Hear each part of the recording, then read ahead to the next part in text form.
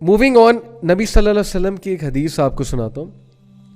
اللہ کے نبی صلی اللہ علیہ وسلم نے فرمایا کہ there is nothing better for two people in love than marriage. تو یس، اسلام اس بات کی قدر کرتا ہے، انسانی جذبات کی قدر کرتا ہے کہ آپ کو کوئی پسند آ گیا ہے، لیکن اسلام یہ کہتا ہے کہ اسے حلال طریقے سے فالو کرو، اگلے پہ بھی رحم کرو، اپنے آپ پہ بھی رحم کرو، نکاح کی طرف جاؤ. تو نکاح کی ٹرائی کرنا، ڈفرینٹ سورسز سے ٹرائی کرنا، یہ بہت ضروری ہے، چاہے آپ کی عمر چھوٹی ہے.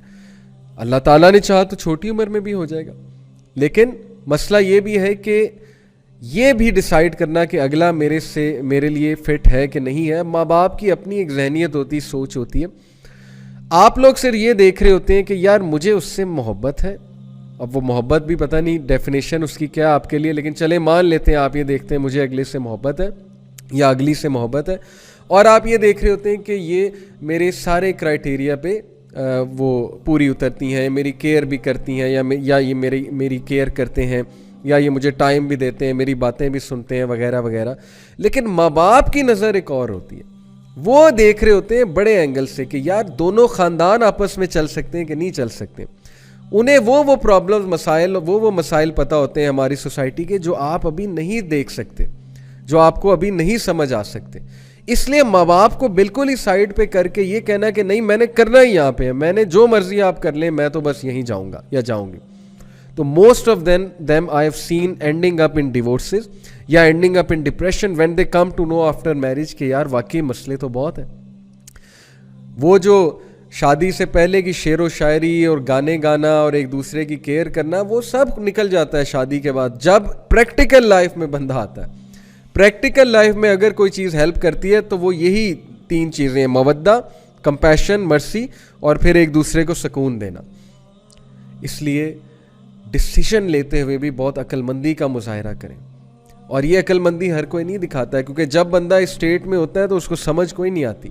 آپ جتنی مرضی سینس اس میں پٹ کرنے کی کوشش کریں تو اللہ سے دعا کریں کہ اس میں کچھ سینس آ جائے اور اس کو سمجھ آ جائے کہ یار جس سے میں شادی کرنے جا رہا ہوں میں نے ہر اینگل سے دیکھنا ہے کہ کیا ہر اینگل سے یہ معاملہ میرے لیے ٹھیک ہے. صرف یہ نہیں کہ مجھے پسند ہے اور بس لیٹس گو فار اٹ. یہ تو بیوقوفانہ ایک سوچ ہے نا. So this does not suit a مومن. مومن عقل مند ہوتا ہے. رسول اللہ صلی اللہ علیہ وسلم کا مومن جو ہے وہ بہت عقل مند ہوتا ہے، عقل سے کام لیتا ہے. سو اسلام میں کانسیپٹ میں نے آپ کو بتایا. اچھا، ایک اور سوال جو ہے وہ یہ اٹھتا ہے کہ محبت اختیاری ہے یا غیر اختیاری ہے، یعنی اس میں ہمارا اختیار بھی ہے کہ نہیں ہے. تو میں ابن قیم کا ایک زبردست کوٹ آپ کے سامنے رکھتا ہوں. ابن قیم نے بہت کام کیا ہے عشق پہ، لو پہ، محبت پہ. ان کی جو کتاب ہے دعائے شافی، it is all about these matters. دل کے جو معاملات ہیں، کوئی پسند آ جائے، کسی کو عشق ہو جائے، وغیرہ وغیرہ. تو میں آپ کو ان کا ایک کوٹ سناتا ہوں. The steps that lead to infatuation are under one's control. پہلے ہی سینٹینس میں بات ختم. وہ چیز جو انفیٹویشن کی طرف لیڈ کرتی ہے وہ آپ کے اختیار میں ہے. کیسے؟ And what is required is to avoid them. آپ ان کو اوائڈ کریں. کیسے؟ Looking, harboring thoughts and exposing oneself to circumstances in which one may fall in love are all voluntary matters. اختیاری ہیں. کیسے؟ آپ کا دیکھنا اختیاری ہے، آپ کا سوچنا اختیاری ہے، آپ کا ان محفلوں میں، ان سرکمسٹانسز میں اپنے آپ کو انوالو کرنا، ایکسپوز کرنا اختیاری ہے، جس سے یہ چیز سپیڈ پکڑے گی، جس سے یہ چیز جان پکڑے گی. کیسے؟ آپ کی نظر کسی پہ پڑی، آپ کو بہت پسند آئے یا آئیں. نبی صلی اللہ علیہ وسلم نے ایک صحابی، بہت خوبصورت صحابی تھا، I think his name was فضیل، مے بی مجھے ابھی یاد نہیں آ رہا، میری جو میموری ہے اس کے مطابق یہ نام تھا. تو وہ نبی صلی اللہ علیہ وسلم کے ساتھ کیمل پہ بیٹھے ہوئے تھے. He was extremely handsome. حج کے موقع پہ اللہ کے نبی صلی اللہ علیہ وسلم سے ایک خاتون، کیونکہ حج کے موقع پہ پردہ نہیں ہوتا نا، تو وہ ان کا نقاب نہیں تھا، ان کا چہرہ اوپن تھا. وہ نبی صلی اللہ علیہ وسلم سے کوئی مسئلہ دریافت کرنے آئی. تو وہ جو صحابی تھے، he was looking at her and the woman also started looking at him. اللہ کے نبی صلی اللہ علیہ وسلم نے ان کا چہرہ یہاں سے پکڑ کے اس طرف کر دیا. کیا درس دیتا ہے ہمیں یہ چیز.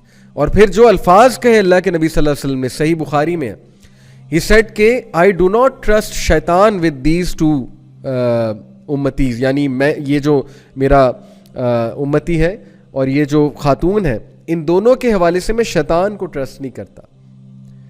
ٹھیک ہے آپ کہیں کہ یہ بہت نیک ہے وہ بہت نیک ہے, کچھ نہیں ہوگا, لیکن شیطان تو بیچ میں ہے نا, شیطان تو بڑوں کو ورغلا گیا. تو اللہ کے نبی صلی اللہ علیہ وسلم نے ان کا چہرہ پھیر دیا. ثابت یہ ہوا کہ ایسی جگہوں پہ جانا جہاں you are bound to fall into this thing, cafes میں جانا, وہاں جا کے بیٹھنا, تیار ہو کے جانا, اپنے آپ کو فتنے میں ایکسپوز کرنا, اٹینشن سیک کرنا, جان بوجھ کے کہ مجھے اگلا دیکھے, ذرا نظریں ملیں, ذرا وہ فیلنگ آئے نا, بالی ووڈ موویز کی فیلنگ آئے, ذرا مزہ آئے اور سین کریٹ ہو. تو جان بوجھ کے یہ حرکتیں کرنا, ایسے گانے سننا جو آپ کو پیار اور سو کالڈ عشق اور محبت کی طرف لے کر جائیں, تو یہ سب اختیاری ہے, لیکن آپ کر رہے ہیں. اور پھر جب آپ اس طرف چلے جاتے ہیں تب انسان کہتا ہے یہ تو غیر اختیاری تھا, میرے تو اختیار میں ہی نہیں تھا. سب اختیاری ہے, آپ کا دیکھنا, آپ کا سوچنا, آپ کا ایکسپوز کرنا اپنے آپ کو ان سرکمسٹانسز سے جن کی وجہ سے آپ اس چیز میں پڑ جاتے ہیں. تو ابن قیم کہتے ہیں کہ but once one takes those steps then what results from what is that is something that a person has no control over. ایک بار پھنس گئے تو پھر جو چیز آپ پہ آئے گی اس میں پھر اس کے اوپر کنٹرول آپ کے لیے بہت مشکل ہے. پھر آپ یہ کہیں گے کہ لو جی اب تو یہ میرے اختیار میں نہیں ہے. تو اس لیے please take care of your gaze, starting from gaze, lower your gaze. Number 2, کوئی ویسے پسند آ جاتا ہے, اس کے بارے میں زیادہ سوچیں نا, اس کی باتوں پہ زیادہ نہ سوچیں. اگر وہ آپ کے لیے فتنہ ہے اس کو دیکھنا چھوڑ دیں, سیدھی سی بات ہے. اس کے ساتھ انٹریکشن چھوڑ دیں, اس کی محفل میں جانا چھوڑ دیں. اگر کوئی بہت ہی بڑی مجبوری ہے کہ اس نے آپ کے سامنے آنا ہی آنا, پھر اللہ تعالیٰ سے دعا کریں کہ اے اللہ میرے دل سے وہ چیز نکال دے اگر یہ چیز میرے لیے نقصان دے. دعا کریں اللہ تعالیٰ سے. لیکن اگر یہ چیز فائدے مند ہے تو اے اللہ مجھے جلد یہ چیز میرے نصیب میں لکھ دے, ادروائز اے اللہ مجھے اس ڈیزیز سے چھٹکارا دے دے. دعا کریں, لیکن تھاٹس کو بلڈ نہ کریں, زیادہ سوچیں نہ, ان کے بارے میں نہ سوچیں, اور پھر ان سرکمسٹانسز میں اپنے آپ کو نہ ڈالیں کہ آپ لوگ سلپ ہو جائیں. تو یہ سب اختیار میں ہے برادرز اینڈ سسٹرز. ہم کیوں جان بوجھ کے اپنے آپ کو ان چیزوں میں ڈالتے ہیں؟ کیونکہ ہمیں بالی ووڈ موویز نے میسیج یہ دے دیا ہے کہ عشق جو ہے وہ زندگی کا مقصد ہے. جب تک تم عشق نہیں کرو گے, کسی سے محبت نہیں کرو گے, جب تک جو ہے تمہاری زندگی میں کوئی لڑکی نہیں ہوگی بیفور میرج, تب تک نہ تو تم کول ہو, نہ تمہیں سوسائٹی ایکسیپٹ کرے گی, اور نہ ہی تم جو ہے وہ اس انسانیت کی ڈیفینیشن پہ پورے اترتے.